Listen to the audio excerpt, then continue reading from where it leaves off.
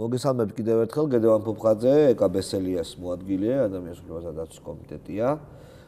ეს ჩვენ საუბრობთ ამნისტიაზე, ბევრი შეკითხვა დაისვა, ბევრი შეკითხვა არის აჟიოტაჟური მოთხოვნილება ინფორმაციაზე. თუმცა მიუხედავად იმისა, რომ ინტერნეტში არის და გაზეთში დაიბეჭდა, მეგონი კანონ პროექტი ამნისტიის. შეიძლება კონკრეტულ შეკითხვებზე გადავიდეთ, აი პრინციპების დონეზე მაგალითად, პირობითი მსჯავრი გაუქმდება თუ არა? თავდაპირველ პროექტში ჩვენ გვინდოდა რომ ყოფილიყო ასე რომ ყველა ადამიანს მოხსნოდა პირობითი მსჯავრი, ეს პირველი პროექტის რედაქცია.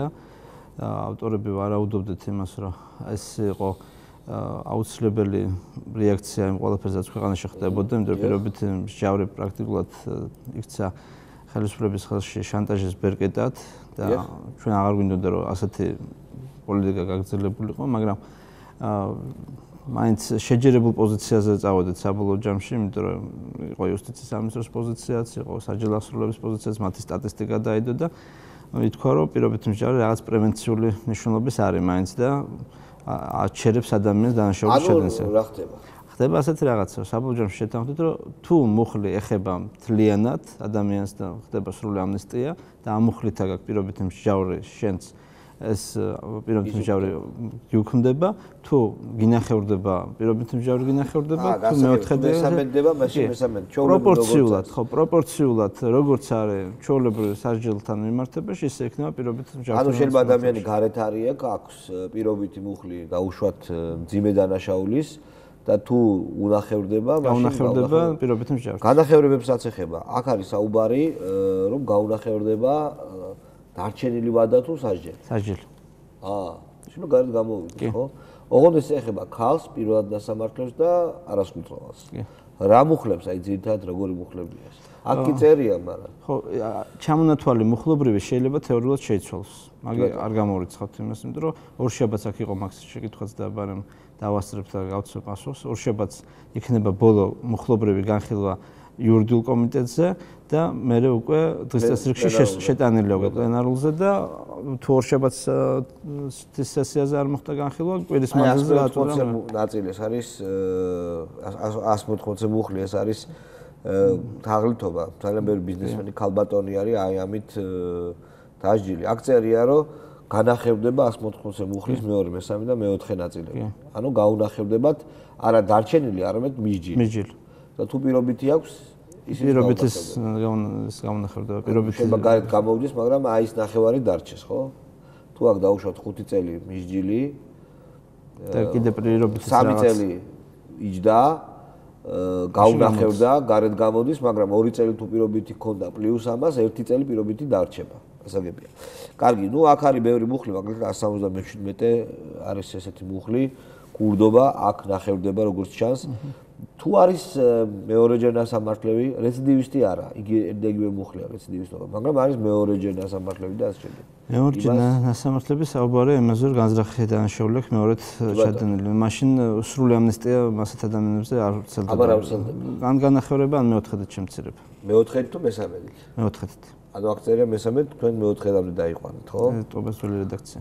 ხო, ანუ მეოთხედით, ან დარჩენილის მეოთხედით. არა. სასჯელის.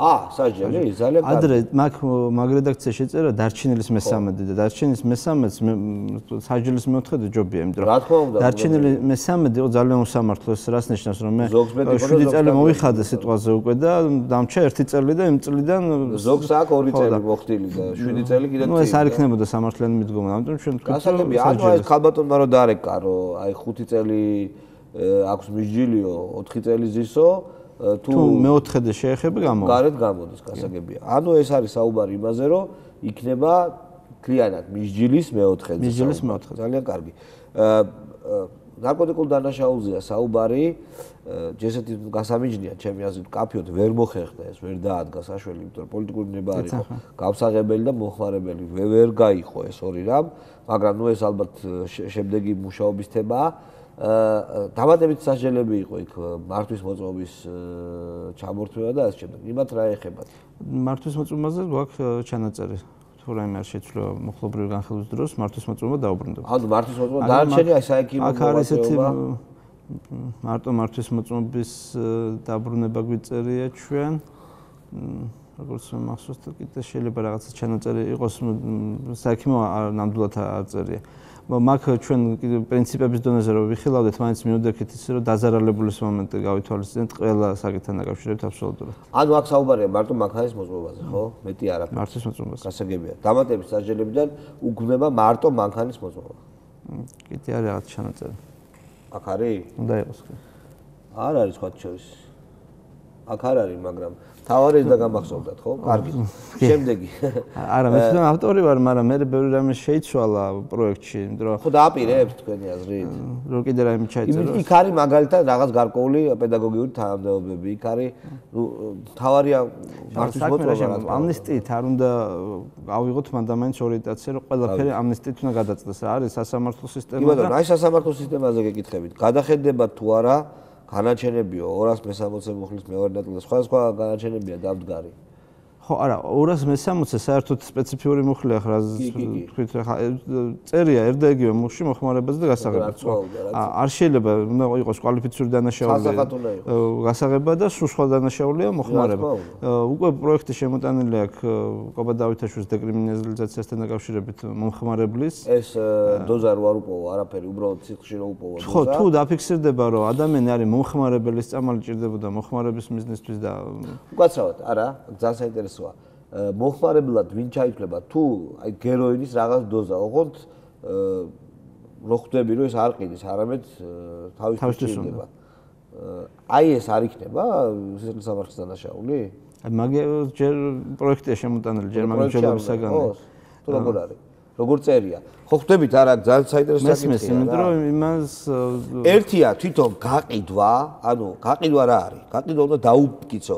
ვიდეო უნდა იყოს მოწმის ჩვენება, რომ ამაში მან ფული აიღო. ლატენტური დანაშაულია ხო, რა თქმა უნდა. ყველა შეუძლია თქვას, რომ მომხმარებელი შეიძლება გამსახებელიც არის ერთდროულად. ხო, გასაგებია. შესაბამისად იმას ყოველთვის შეიძლება გქონდეს მოხმარებული და ჯიბეშიც ედოს ეს ამან. აი ეგ არის რა. ანუ აქ ძალიან კარგად უნდა იმუშაოს გამოძიება. ხვდებით, არა? უტყუარი მტკიცებულება უნდა დადოს. შესაბამისად პასუხისმგებლობა უნდა აიღოს ძიება მაგაზე ხა. თუ ჩვენ უდანაშაულობის პრეზუმპციით მივდივართ და უნდა ადამიანს უმტკიცოთ დანაშაული და ვამბობთ იმას, რომ მოხმარება მაინც ავადმყოფობაა და არა დანაშაული, თუ მაგაზე წავალთ, მაგალითად. არა, ბატონო, რაზე გეკითხებით? იცი, დაი პლანი აქვს ჯიბეში ერთი რაღაც მოიწვია ხოლმე პაპიროსი რა. ეგ ახალი კანონი პირდაპირ აი ხალხს აინტერესებს ალბათ. ბევრია დაჭერილი მაგაზე და იმიტომ ეს იქნება სისხლისამართლის დანაშაული თუ აღარ იქნება სისხლისამართლის დანაშაული. მაგ ჯერ პროექტია შემოტანილი. პროექტი როგორ არის? მე ჯერ პროექტი არ მინახია, იმიტომ რომ ეს კოკობას აქვს შემოტანილი, ჯერ განხილვა არ ყოფილა. იმიტომ რომ ეგ ძალიან მნიშვნელოვანია. არა, მნიშვნელოვანია, მაგრამ განხილვისაგან ექნება. მთელი მოძრაობაა მარიხუანას დეკრიმინალიზაციაზე საერთოდ. როგორც სიცხში რო აღმოუჩინო ის რომ არ იყოს დანაშაული. არც არის, მაგრამ ნუ გამეორებიძე უკვე არის. და რაღაც თავისი მოხმარებისთვის რაღაც დოზა არის. როგორც ევროპაშია, ხო ხვდებით არა, ევროპაში ახლა მარიხუანას ერთი სიგარეტისთვის არავინ არ დაგიჭერს არც ერთ ქვეყანაში. გადაგაგდებინებენ სიგარეტს და მორჩება ამით რა. ესე უნდათ რომ საქართველოშიც იყოს და აქ როგორ იქნება არ ვიცი ჯერ ხო? როდის მოგიწვიოთ რომ ეგ საკითხი გავარჩიოთ კარგად. აი, როდესაც ალბათ მაგის განხილვა დაიწყება, ალბათ ხო.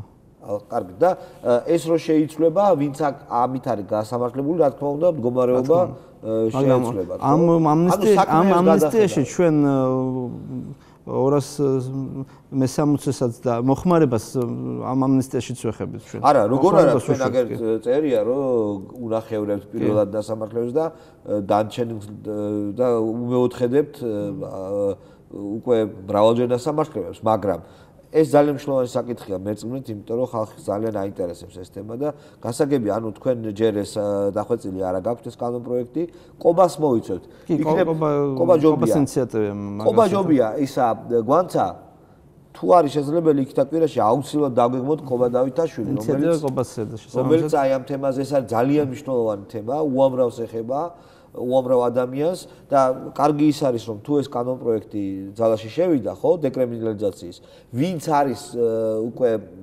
მჟავდებული იმის საქმეები ალბათ გადაიხედება და შესაბამისად გაიგრძელება. მოხმარებელია ამნისტიაში მოხმარებელს საკმაოდ ფართოდ ეხება და ბოლო რედაქცია ექნება ესეთი რომ მე ჩაიდინოს დანაშაული ხო? კი. 6 ნოემბერია აქ, ხო? 6 ნოემბრის მერე ჩავიდა. ძალიან კარგი. ესე იგი, შეკრებითობის თემა არის ძალიან მნიშვნელოვანი. ხო, შეკრებითობას რაც ეხება, მაგაზეც, ასე ვთქვათ, ჯერ საბოლოო შეთანხმება არ არის, ჩვენ ველოდებით იუსტიციის სამინისტროს ინიციატივას. ხო. ასე გადაწყდა, რომ ინიციატივა საკანონმდებლო ცვლილებასთან დაკავშირებით უნდა შემოიტანოს იუსტიციის სამინისტრომ. მაშინ ყველაშვილს ჰქონდა უკვე გაჟღერებული ეს პოზიცია, რა პრინციპებით უნდა გაკეთდეს ეს შეკრებითობის გადახედვა და შთანთქმით შეცვლა. ეს არ იქნება, ასე ვთქვათ, იქნება რაღაცა დონეზე მოსამართლის დისკრეცია მაგ შემთხვევაში, ესე მოსამართლეს იქნება საშუალება გადაწყვიტოს შეკრებითობა იქნება თუ შთანთქმა. ხო, არ იქნება დავალებული. სრულებით არ გაუქმდება შეკრებითობა, მაგრამ არ იქნება იმპერატიული ვალდებულება, რომ შეუკრიბოს ავტომატურად. თუ დანაშაული ისეთია, რომ სპეციფიკიდან გამომდინარე, მოსამართლეს ჩათვალა მაშინ შეუგრიბოს. უთქვა რომ აი ეს უნდა ესე შევკრიბოთ. მაშინ შეუგრიბოს. კი ბატონო. აი აქ ერთ ჩემ მეგობრის შვილი არის, მეგონი არასრულწლოვანი იყო და დააკავეს მარიხუანაზე, პლანზე რა. და პირობითი აქვს. ეს იმას ნიშნავს, რომ მოეხსნება პირობითი არასრულწლოვანს, ხო?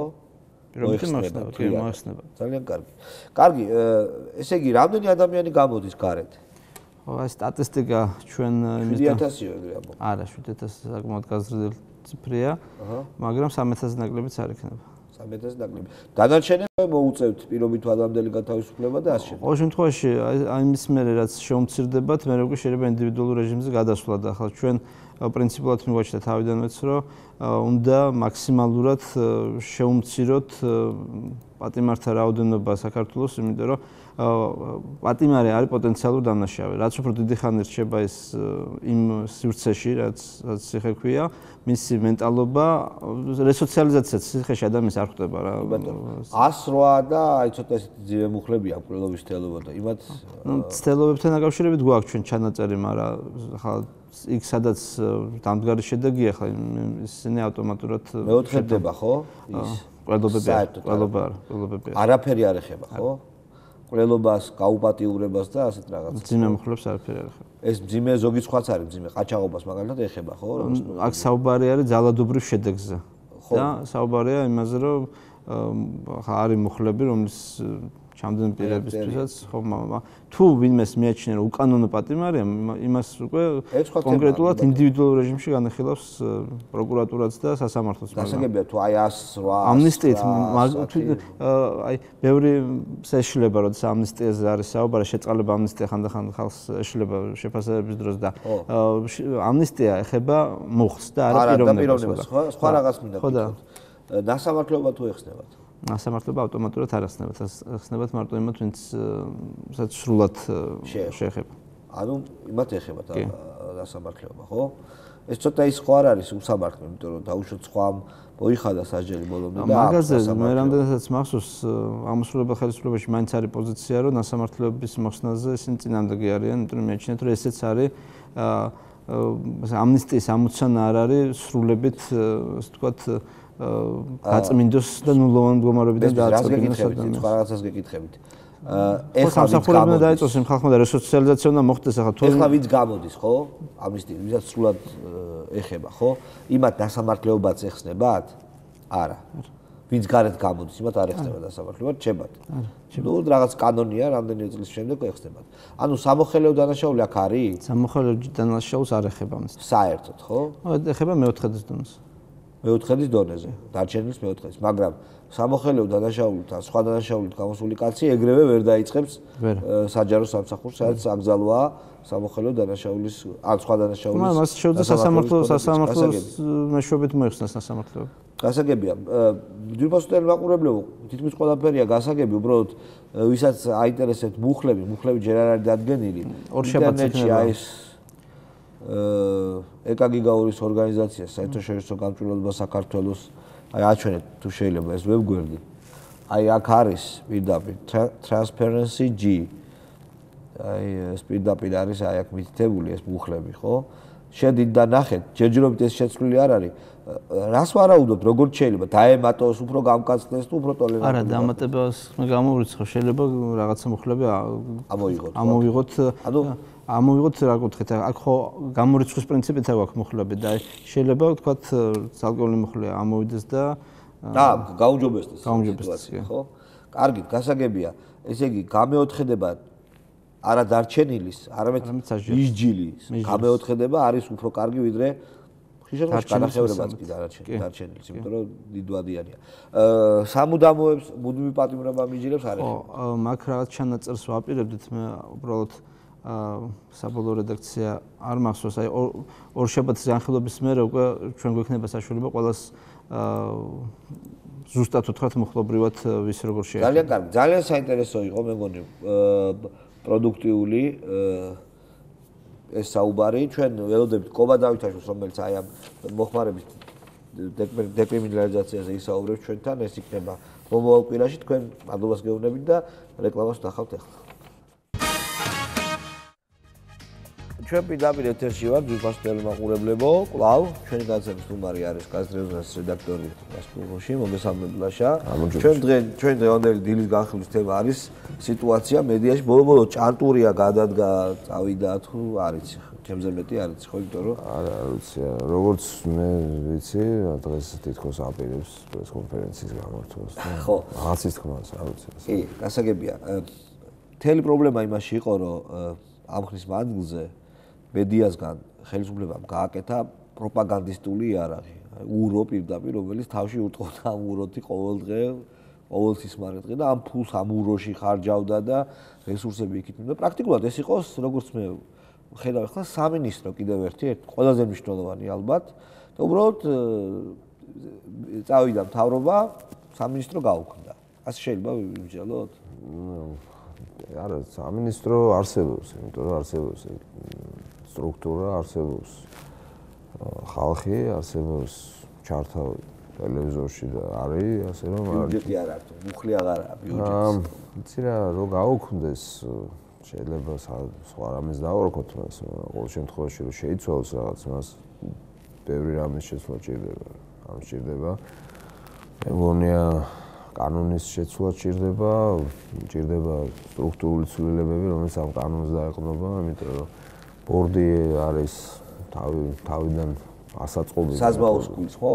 მე რუსთავი ორიც შემილია ვიგულისხმოდა იმედი. ამ შემთხვევაში საზმაოს მაშინდელი. არა, ხო, ეგ მაგად მან სხვა ეგეც სამინისტრო იყო დაშა, იმიტომ რომ პირდაპირ ფინანსდებოდა სახელმწიფო შეკვეთებით. განყოფილება არის კი შეიძლება ესე ვთქვათ, სხვა განყოფილებები იყო ერთ სამინისტროში, მაგრამ მან ეხლა სხვა პრობლემებია, მან ფინანსური გამჭირვალეობაა პრობლემა, ეს ფული საიდან მოდიოდა, როგორ მოდიოდა, ვინ არის მესაკუთრე ხან ერთ-ერთი ვიღაცა არის, ხო, მაგრამ ეხლა ვიღაცა რო არის, ეს არსად არ არის ესე, რომ ვიღაცა არის.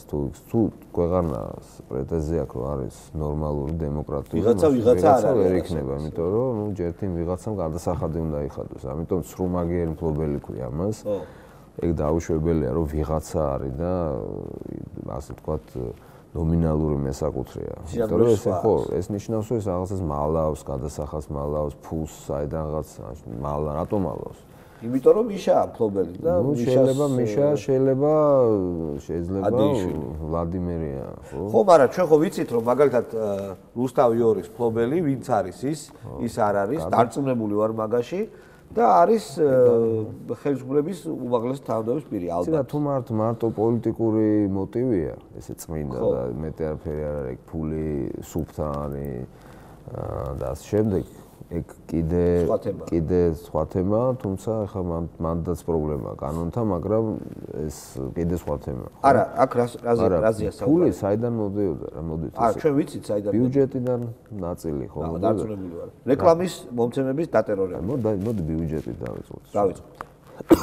ბიუჯეტი ეს არის განსაკუთრებული ფული, ხო? როდესაც ჩემი ფულია, კერძო ფულია, მე ახლა ასე ვხარჯავ, ისე ვხარჯავ, ეს მე ვხარჯავ, ეგ რაღაც წესებს ვიცავ, თუ არ ვიცავ, გადასახადს ვიხდი, ეგ ჩემი საქმეა. მაგრამ ბიუჯეტის ფული როცა ახლა რამდენჯერმე ვითხოვეთ ჩვენ ინფორმაცია რომ ამ რომელიღაც ტელევიზიაში ან ზოგადად რა ტელევიზიაში რის გამო რიცხავდით ფულს პასუხი რატო ანთავსებდნენ დაუშვათ რაჭის რეკლამას მაგალითად ან თბილისის რეკლამას ხო ხშირად გაუგებარი იყო მე მინახავს ესეთი კონტრაქტიც სადაც ეწერა რომ გაძლევ ფულს და გააშუქე ობიექტურად აი ესეთი სად იყო ეგ მაქვს გაჩვენილი სხვაშიც მაქვს თავრობა ხო მაქვს ესეთი კონტრაქტი თავრობაში მიდევს კონტრაქტი გეუბნები რა ესეთი გაფორმებული რომელ ტელეკომპანიას ნუ რეგიონალში ერთ-ერთი რეგიონალური რაღაც მედიის ის იყო მაგრამ ეს იყო პრინციპი რა ანუ ობიექტური ბჭყალებში რა ხო მესმის გაუგებარია რისთვის ხარჯავდნენ რამდენს ხარჯავდნენ როგორ ხარჯავდნენ ტენდერი იყო არ იყო პირდაპირ იყო რა იყო მოკლედ ეს არის ერთი დიდი თემა რომელიც მე მგონი და თუ გვინდა რომ სამინისტრო აღარ იყოს და განყოფილებები და დივიზიონები რაღაც აღარ იყოს ხო ეს უნდა დავაცულოთ მოკაცრავად დაფინანსება არ არის როცა ვალებს პატიო როგორ არ არის აბა რა ბიუჯეტიდან არის დაფინანსება აბა რა ძალიან საინტერესო არის ბოლო სიტუაციაც ეს არ როდესაც გასოს ხო აი რაღაც რამდენიმე თვის წინ მოხდა როდესაც მოითხოვეს ჩამოწერა არჩევნებამდე იყო დაწყებული არჩევნების მერე რაღაცა მოხდა მანდ როგორც ჩანს იმიტომ რომ ცოტა გაუგებარი ვითარება არჩევნებამდე რამდენიმე დღით ადრე იყო ეს ამბავი და რა მოხდა ეს კიდე კითხვა არის იმიტომ ეს ეხებოდა რუსთავს იმედს რეალ ტივის საზმაოს, მაგრამ საზმაო ვერ მოასწრეს. საზმაოს მე მგონი არ ჩამოაწერეს, მაგრამ დანარჩენები რა მოხდა? ეს არის ძალიან მძიმე მემკვიდრეობა, რომელიც ერგო ახალ ხელისუფლებას. ეს არის თემა, რომელიც ასევე პრობლემური თემა, ასევე ეხება ბიუჯეტს, ასევე ეხება ჩვენ ფულს. კი ბატონო. გადასახადი არ გადაიხადეს რა. ხო, იმიტომ რომ აქაც ესეთი დისკრიმინაციული მიდგომები ძალიან არასწორია, იმიტომ რომ თუ მაესტრო იხდის ვიღაც არ იხდის და 1-2 ლარისთვის მე მგონი კავკასიას ინკასოდა. შე მილიონები რო ჩამოგაწერეს, რატო დაგროვდა? მოდი აქედან დავიწყოთ. საზოგადო მაუწყებლის თემა აქ განსაკუთრებით საინტერესოა და მე ვფიქრობ რომ პასუხები უნდა გაიცეს და მართლა გუწველად მაქვს სურვილი რომ ეს პასუხი გაიცემა და ამას ისე ბატონი გიაჭადურება აკეთეს, იმიტომ რომ 2010 წელს ხო ჩამოიწერა ვალი. 2010 წლის შემდეგ დღევანდლამდე კიდე დაგროვდა რაღაც ვალი, ხო? რამდენიმე მილიონი და ესე არ ვიცი ხა განსაზღვრული ბიუჯეტი და არ ვიცი ხა ეს მე არ მესმის მართალი გითხრა, ხა შეიძლება რაღაც არ მაქვს ინფორმაცია, ყოველ შემთხვევაში რაც მე მოვისმინე ჯერჯერობით, ხო? ჩემთვის გაუგებარია მაგრამ რატო შეიძლება დაგროვდეს ამდენი ასე მოკლე პერიოდში პრინციპში 100 მილიონობით ვალი ერთხელ ჩამოგაწერეს, მეორედ კიდე ჩამოგაწერო. არ იხდი უბრალოდ და იმიტომ ხო, ნუ გაუგებარია თქო რა. არ იხდი, არა, ამაზე რა თქმა უნდა. არ ვიცი, იქნება არის რაღაც ლოგიკა, მაგრამ ეხა მე არ მესმის, ეხა შეიძლება არის ლოგიკა. არა, პოლიტიკური თემაა, იმისთვის რომ თვითონ თავიანთი ჯიბის ტელევიზიები იყოს და არ უნდათ იმ ერთი ჯიბიდან მეორეში გადმოტანა, ეუნებოდნენ რომ თქვენ არ გადაიხადოთ გადასახადი. ეხა რეკლამას საუბრობდი შენ, ეს კიდე ერთი უკაცრავად რეკლამა ახსენდა, ჩვენ რეკლამა ვნახოთ და მე დავბრუნდით. ჩვენ საუბრობთ ლაშატ უღუშთან, რეზონანსის რედაქტორთან და საუბრობთ იმ კანონპროექტზე, რომელიც ინიციირებაც მოხდა. ძალიან საინტერესო კანონპროექტია, რომელიც ეხება მედია გამჭვირვალობას. პუნქტობრივად გავიაროთ, აბა, აი ყველაზე მნიშვნელოვანი პუნქტი რომელია კანონპროექტის. რას ნიშნავს მედია გამჭვირვალობა? ამ შემთხვევაში ჩვენ ლაპარაკობთ შალვა ფინანსურ გამჭვირვალებას. რატო ახლა ეს საინტერესოა? იმიტომ რომ ჩვენ ხშირად არ ვიცოდით რა ფულთან ქონდა საქმე. საზოგადოებამ არ იცის რა ფულთან. ეს არის პოლიტიკური ფული, ეს არის შავი ფული, ბიზნესის ფული, მოპარული ფული, ბიუჯეტის ფული, რა ფული არ ვიცით. ეხლა სადაც ფული არის, იქ უნდა იყოს გამჭვირვალება. მით უმეტეს თუ ეს ფული არის მედიაში, იმიტომ რომ მედია ქმნის საზოგადოებას. ანუ ჩვენ რა გვინდა? ჩვენ გვინდა ის რომ საზოგადოებისთვის იყოს ნათელი რა ფულთან გვაქვს საქმე. ანუ როგორ ხდება? ეს ხდება მარტივად, აუდიტის დასკვნა სრულად გვეხდება პირველი. წელიწადში ერთხელ ფირმას. ხო, ნუ შეიძლება ხო, არჩევნების დროს შეიძლება კიდე სხვა რეჟიმი იყოს, იქ რა ფული ირიცხება, ესეც შეიძლება აუდიტის დასკვნა, მაგრამ აუდიტის დასკვნა უნდა გამოქვეყნდეს სრულად, არა ისე როგორც ახლა ჩვენი მარეგულირებელი აკეთებდა, რომ აუდიტის დასკვნას აქვეყნებდა, რომ აუ ყველაფერი კარგად არის, არც რიცხვი იყო, არც არაფერი ამაში. ეს არ შეიძლება. უნდა გამოქვეყნდეს სრულად. კანონით არის. მეორე აუდიტი ნაციონალურ არხებზე უნდა ჩატარდეს საერთაშორისო სტანდარტით.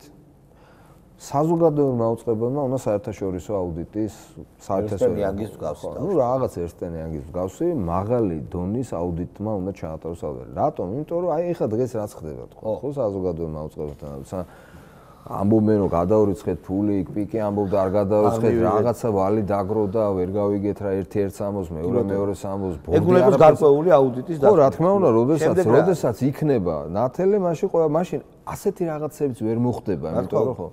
გაუმჭირვალე პირველი, მეორე აუდიტის დასკვნაზე გითხარით, მეორე მე ვფიქრობ რომ უნდა ასე ვთქვათ მათი მესაკუთრეების თემა არის ძალიან მნიშვნელოვანი. ახლა მოდი შევხვიდეთ, რა მოხდა რუსთავიორზე, რამდენიმე მესაკუთრე შეიცვალა. ახლა კი ბატონო ეს კერძო არხია შეიცვალა, მაგრამ ნუ ჩდება ეჭვები ჩვენ ახლა რაღაც ტრანზიციის პერიოდში ვართ, გვჭირდება მეტი სიცხადე რა ხდება, იმიტომ რომ ამის უკან ვინ დგას, ხო? ეს მიშა არის, ვანუა, პეტრეა, პავლეა, ვინ არის, ხო? ეს ხო უნდა ვიცოდეთ. ნუ უცბად გამოჩნდება ვიღაცა 18 წლის კაცი, 20 წლის კაცი, 23 წლის კაცი ცხოვრობს სადღაც მე-15 საათზე ხუშევკაში და უცბად ან არის თანამდებობის პირი მინისტრი და უცბად 40 მილიონის ქონება. როგორ აპირებთ ამის დეკლარაცია უნდა შეავსო მესაკუთრება. ანუ უნდა გაუთანაბრდეს თანამდებობის ხო, ესე პირდაპირ ხო შეიძლება ესე თქვა, შეიძლება სხვა. მე ვფიქრობ, რომ ეს არის ძალიან დიდი საზოგადოებრივი ინტერესი, არის დიდი ძალაუფლება და თუ არის მნიშვნელოვანი წილის მე მქონე, მნიშვნელოვანი წილი, ნუ ახლა სხვა ასე თქვა სააქციო საზოგადოებაში 5% რაღაც მნიშვნელოვანი მეწილია, უნდა ვიცოდეთ, რომ რა თუ ვიღაც რიგით ამის ხო, რა რიგით საჯარო მოხელე ავსებს დეკლარაციას გასაგებია და ქვეყნდება. ასევე უნდა იყოს ჩემი აზრით გამჭირვალე. ნუ ფინანსურ გამჭირვალეობას რაც ეხება, ასე თქვა, ძირითადი ეს თემებია, ანუ გამოქვეყნება, გამჭირვალეობა, რაღაცები, დეკლარაციები და აუდიტის დასკვნები და მაღალი ხარისხით აუდიტის ჩატარება. ეხლა იქ არის ბევრი მექანიზმი, თქვა, სხვა პერიოდში, სხვადასხვა სიხშირით და ასევე ძალიან მნიშვნელოვანია საჯარო ფულის ეს მესამე ნაწილია. როდესაც ბიუჯეტიდან ხდება გარკვეული დაფინანსება, ეს უნდა მოხდეს ხო ტენდერის საფუძველზე. ხა დღეს რა იყო, ხო გასვოთ, ხო გვერდსულიდან მედიაში. იყო განსაზღვრული ზღვარი 10000-ის ზემოთ ტენდერი ტარდება, პირდაპირ მიყიდვები არ შეიძლება, მაგრამ ეს არ ეხებოდა მედიას. მედიასთან დაკავშირებით მათ შეეძლოთ გვერდი აეარათ, პირდაპირ მიყიდვის წესით დაეფინანსებინა ტელევიზია. ვიღებდით რას, რომ ერთ ტელევიზიას რომელიღაც საჯარო დაწესებულება ფაქტობრივად პირდაპირ აფინანსებდა, ამით ყიდულობდა ლოიალობას, ყიდულობდა რომ გაუმარჯოს დროშას და ასე შემდეგ და ყიდულობდა ტყვილებს. ტყვილების, აი რაც თქვი, ხო, სამინისტრო, ეგ იყო სამინისტრო და ფულს რა. სამინისტროს რაღაც განყოფილებებს თუ პროპაგანდის რაღაც ნაწილებს აძლევდნენ პირდაპირ ფულს და რო ეკითხები რა ფული არავინ გეუბნება. ამიტომ კანონმა ეს უნდა განსაზღვროს. როგორ უნდა განსაზღვროს? რა იქნება ჩატარდეს? უნდა იყოს ვალდებულება, რომ მხოლოდ ტენდერი უნდა ჩატარდეს. რა თქმა უნდა, როდესაც უნდა შემოიფარგოს და განსაზღვრული იყოს რისი რა ფული მიცე. ეხლა რო უთხრა, რომ იცი რა, მოდი მე შენ ფულს მოგცემ და თქვი, რომ სიმართლე როგორც გითხარ, ეხლა ასეთი კონტრაქტი ამიტომ უნდა იყოს ეგ ძალიან განსაზღვრულობა ერთი და მეორე. აი როგორც კი გადაერიცხება ფული ტენდერის შემდეგ, და ესეც ღია უნდა იყოს 24 საათის განმავლობაში სრული ინფორმაცია სავალდებულო უნდა იყოს დაიდოს ვებსაიტზე. თუ არ დადებენ, პასუხისმგებლები არიან უკვე. ტელევიზიამ დადოს. ტელევიზიამ და საჯარო დაწესებულება. აუცილებლად და უნდა იქ რას ნიშნავს სრული ინფორმაცია, რა კონტრაქტია, რის საფუძველზე, როგორ გადაწყვეტილება როგორ მიიღეს, მიზანი რა არის, ყველაფერი, ანუ ნათელი უნდა, ესე იგი რას გულისხმობ, რას ვამბობთ, რომ ჩვენ ხო ვიხდით გადასახადებს ხო ბიუჯეტში. კი. ჩვენი ფულია ბიუჯეტში და ეს ბიუჯეტის წaro ვიღაცა ხო თანამდებობის პირი ხარჯავს ჩვენ ფულს და ეს ნათელი უნდა იყოს. გასაგებია. ეს არის მესამე. საზმაუზე ბორდის არჩევის წესი გააქვთ? ეს სხვა თემა, თუმცა კი ჩვენ რაღაც მუშაობთ. ეს სხვა პაკეტია, ხო? ეს სხვა პაკეტია, მე ვფიქრობ, რომ ამასაც ძალიან მალე რა თქმა უნდა ძალიან მნიშვნელოვანია რაღაცები. თუ დაჩქარდება, რა თქმა უნდა, ჩვენ მზად ვართ, იმიტომ არჩევნების წინა პერიოდში, აი ბოლო არჩევნების წინა პერიოდში შევიტანეთ ჩვენ რაღაც მოსაზრებები ქონა. ესეთი ეხა ბორდი არის ძალიან სუსტი მე ვიტყოდი, იმიტომ რომ წესია დაკომპლექტე ფუნქცია, ხო? რაღაცა ტიპის კვალიფიკაცია, სხვადასხვა ტიპის კვალიფიკაცია არის საჭირო. ასევე, იქ ბევრი პრობლემებია, ხა ბორდი უფრო გამჭვირვალე უნდა იყოს. ხა ბორდის არჩევის წესი, ალბათ, იცი რა, ნომინირება არ უნდა ხდებოდეს პრეზიდენტის მიერ, მაგრამ არა, ხო, რა თქმა უნდა, ხა ახალ გარემოში ეს ისედაც გასარკვევი იქნება, იმიტომ რომ იცვლება სისტემა, ჩვენი კონსტიტუციური, ასე ვთქვათ, სისტემა გვეცვლება. აღმასრულებელი ხელისუფლება სხვაგან. მე მგონია, რომ აი ეს მოთამაშე უნდა იყოს პარლამენტი, კი. კვალიფიკაცია უნდა იყოს სხვანაირი, გამჭვირვალეობა უნდა იყოს სხვანაირი. ბევრი თემებია, მოკლედ. აი ხა ამ პროექტი შეგაქვთ. როგორ მოდი ვილაპარაკოთ მაგ თემაზე, ოღონდ სხვა შემდეგ თუ გექნება სურვილი. შეგაქვთ. რას ფიქრობ შენ, აი რა წინასწრობა გაქვს? ეს გავა ეს კანონპროექტი, იმიტომ რომ უმრავლესობა უკვე ეკუთვნის იმ ძალას, რომელიც იძახდა, რომ პირიქით გამჭვირვალეობა მეტი უნდა იყოსო. იცი რა არის, ჩვენ ვამბობთ, რომ მოდი ფარდა ჩამოხსნათ რა. და ეს ეხება ამ ტელევიზიას თუ იმ ტელევიზიას მნიშვნელობა არ აქვს, ფარდა უნდა ჩამოხსნათ რა. უნდა თავარი ინტერესი ჩემთვის არის საზოგადოებრივი ინტერესი ამ შემთხვევაში. ახლა ნახოს ვინ არის ეს ტელევიზიის იცი რა, თუ არაფერი მე ლოგიკა არის მარტივი. თუ რამე გაქვს დასამალი, რაღაცა ან ჩაფიქრებული გაქვს, რა თქმა უნდა იტყვი რომ არა, მაგრამ თუ არაფერი გაქვს დასამალი, არაპირებს ხალხის მოტყუებას, არაპირებ ფულის გარემოს, არაპირებ რაღაცა ხლართვებს და ხელში ჩაგდებას და ასე შემდეგ, მაშინ რა პრობლემაა? და მეორე ნაწილი არის მასკერი, სხვათა შორის ჩვენ მასოფერიც, რა თქმა უნდა, ჩვენ გადავამუშავებთ ეს პროექტი, რომელიც ჰქონდა რაღაც ჯგუფმა. დავხვეწეთ ჯერთი დრო შევცვალეთ, იმიტომ რომ უნდა იყოს, ყოველ შემთხვევაში ხა ციფრულ მაუწყებლობამდე იმუშავებს. არის რამდენიმე ნაწილი, ხა რამა წარმოშვა დავა, მაგალითად ვისაკ, ვალდებულება, ხო, როგორ ვფიქრობ ის აქვს? როგორ გიწერია? ჩვენ ვარიანტს თავაზობთ, რომ გაიხო? არა, ჩვენ ვარიანტს თავაზობთ, რომ ტექნიკურად თქვა ეს რესივერი რაც არის, მიიტანოს ტელევიზიამ, თუმცა ბევრგან უკვე მიტანილი არა ეს უკვე აღარ არის პრობლემა ჩემთვის. მე მგონი აღარ არის, მაგრამ მაინც ჩავდეთ, იმიტომ რომ და ასევე თავაზობთ ბევრ ნოვაციას იქ რაღაც სტანდარტები უნდა განისაზღვროს. ჩვენ ვამთავრებთ სამწუხაროდ ეხლა ლაშა ძალიან საინტერესოა ეს კანონი როგორ განვითარდება ამ კანონის მიღება ჩვენ თვალყურს მივადენებთ. დიდი მადლობა რომ მოხვედი. ვამთავრებთ დილას